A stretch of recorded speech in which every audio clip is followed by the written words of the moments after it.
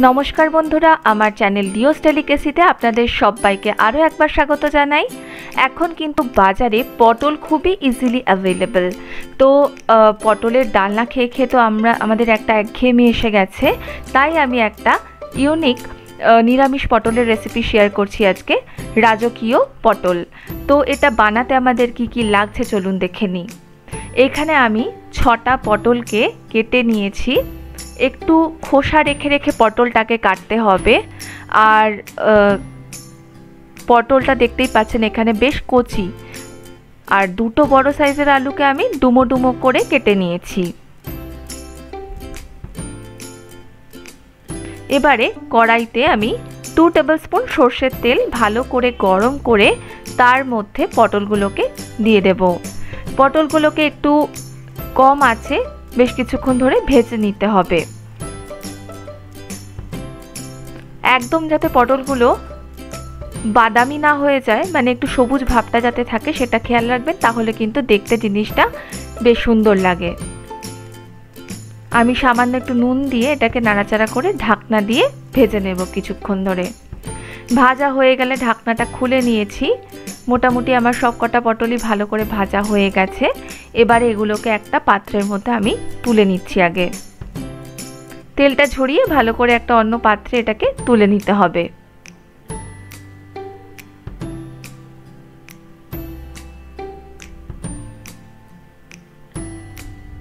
एरपरे दिए देব एते डुमो करे केटे राखा आलूगुलो। आलूगुलो दिएও किन्तु बेश भालो करे नाड़ाचाड़ा करे एकटू भेजे निते होबे। और एतेও आमी सामान्य एकटू नुन दिलाम। कोनोटाई किन्तु भाजार समय फ्लेमटा हाई करा जाबे ना। आलूगुलो एरकम एकटू बादामी बादामी रंग हये गेले, माने भालो करे बेश भाजा हये गेले एगुलोकेও आमी तेल थेके तुले नेब एकटा पात्रे। एबारे ओई तेलेर मধ্যেই आमी किछु फोड़न देब। एखाने 1 टीस्पुन गोटा जिरे, दुटो तेजपाता, 3টে एलाच, 3টে लवंग और 2 स्टिक दारचिनी निয়েছি। सबगुलोके एके एके तेलेर मধ্যে दिए देब। যতক্ষণ না ফোড়নের থেকে সুন্দর একটা গন্ধ আসছে এটাকে একটু নাড়াচাড়া করে নিতে হবে। কিছুক্ষণ একটু নাড়াচাড়া করে এতে আমি দিয়ে দিচ্ছি আদা আর কাঁচা লঙ্কার একটা পেস্ট, যেটা আমি বানিয়ে রেখেছিলাম। 1 ইঞ্চি আদা আর 2টো কাঁচা লঙ্কাকে পেস্ট করে নিয়েছিলাম।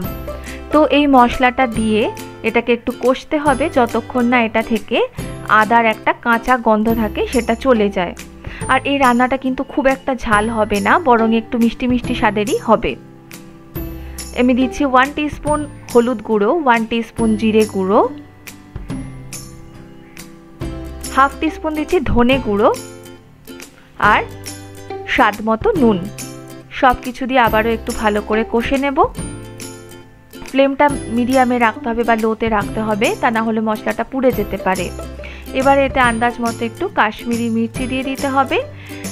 কাশ্মীরি মির্চিটা দেওয়ার ফলে এটার মধ্যে রংটা কিন্তু খুব সুন্দর হয়। মশলাটা কষে গেলে এতে দিয়ে দিচ্ছি একটা বড় সাইজের টমেটো পেস্ট, যেটা আমি আগে থেকেই পেস্ট করে রেখে দিয়েছিলাম। সেই পেস্টটা দিয়ে কিন্তু এটাকে ভালো করে নাড়াচাড়া করে নিচ্ছি।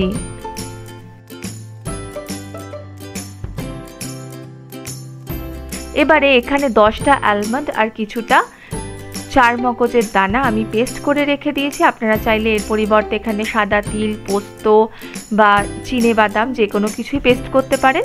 তো সেই বাদাম বাটাটা এর মধ্যে দিয়ে দেবো। এবারে দিয়ে এটাকেও কিছুক্ষণ ধরে কষে নিতে হবে। আর অবশ্যই ফ্লেমটা লোয়ে রাখবেন, কারণ বাদাম যখন কষানো হয় তখন কিন্তু পুড়ে যাওয়ার একটা চান্স থাকে। মশলাটা দেখুন এখানে বেশ শুকনো শুকনো হয়ে এসেছে। এবার আমি একটু এতে গরম জল অ্যাড করলাম, তা না হলে তলা লেগে যেতে পারে। তো আমি এটা অ্যাড করে আবারও কিছুক্ষণ একটুখানি নাড়াচাড়া করে নিচ্ছি গ্রেভিটাকে। এটার থেকে তেল ছেড়ে আসা অবধি অপেক্ষা করতে হবে। এবার দেখুন যখন তেলটা ছেড়ে আসবে বুঝতে হবে যে আমাদের কিন্তু মশলাটা পুরোপুরি রেডি হয়ে গেছে। আর এরপরেই আমরা এতে ভেজে রাখা আলু আর পটলগুলো কিন্তু অ্যাড করে দেব। আলু আর পটলগুলোকে আমি অ্যাড করে দিলাম, দিয়ে আবার এগুলোকে ধিমে আছে বেশ কিছুক্ষণ ধরে কষে নেব। তাহলে পটল আর আলুর মধ্যে কিন্তু এই মশলাটা ভালো করে মিশে যাবে। একটা ঢাকনা দিয়ে লো ফ্লেমে এটাকে কিছুক্ষণ রেখে তারপর এতে দিয়ে দেব জল, আর অবশ্যই গরম জল এতে দিতে হবে।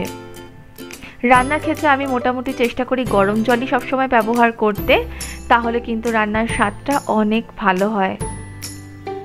এবার এই জলটা দিয়ে পুরো জিনিসটাকে ভালো করে মিশিয়ে নিয়ে এটাকে ফুটতে দেব। এবারেও একটা ঢাকনা চাপা দিয়ে দিলাম।